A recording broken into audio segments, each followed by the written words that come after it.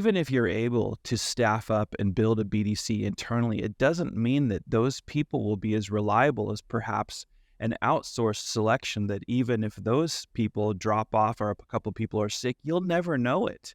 On the, like with what you guys do, a dealership would never know if a person or two was out from the team, because you can, swarm around and make sure that everything that's supposed to be happening for that dealership happens. But doing it internally, one, it's usually a big eye opener of cost, and two, I think that they're still plagued with those human issues because it's a small organization inside of your dealership in comparison. Yeah. Any thoughts on that?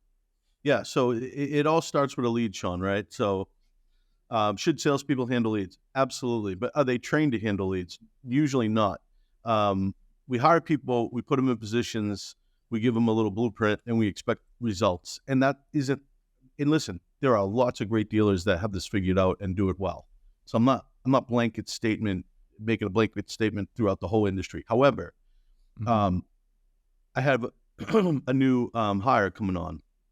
He ran dealer groups, and he also helped fix broken stores. And one of the reasons he wants to sign up with us or work with us is because he almost signed up with us 6 months ago. And the reason was he knew it was going to take 6 months to a year to actually build a team. Now, if you're pragmatic about it and not emotional about it, he's right. It's not like you can just snap your fingers, hire a few people, throw them in a room, and then they're going to do really well. So we've been doing this for 27 years, Shaun.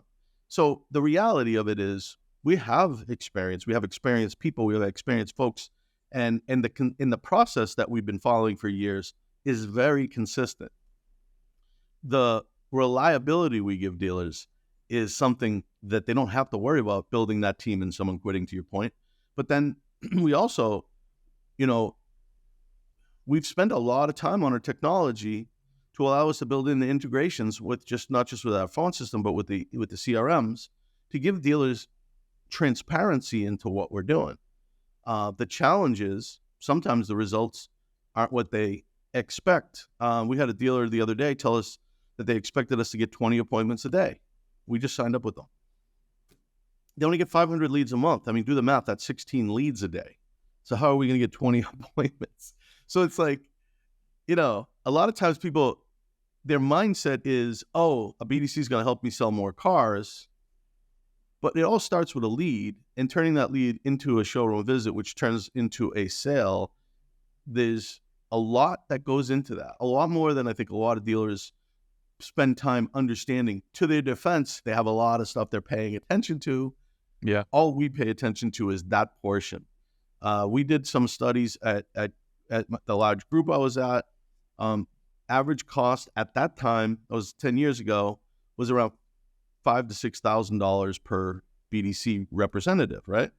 The other thing we came up with, you need a minimum of 3 people, even if you're a small dealership, because you need to cover the hours.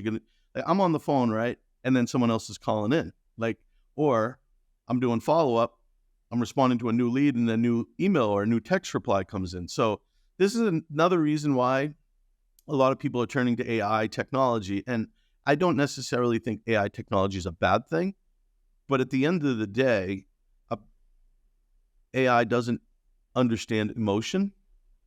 It's not curious. It can't tell stories. It can't build rapport. It can't build relationships with your customers. All it can do is kind of put them in a loop and say, hey, we know you responded and we're going to get back to you, but someone has to get back to them.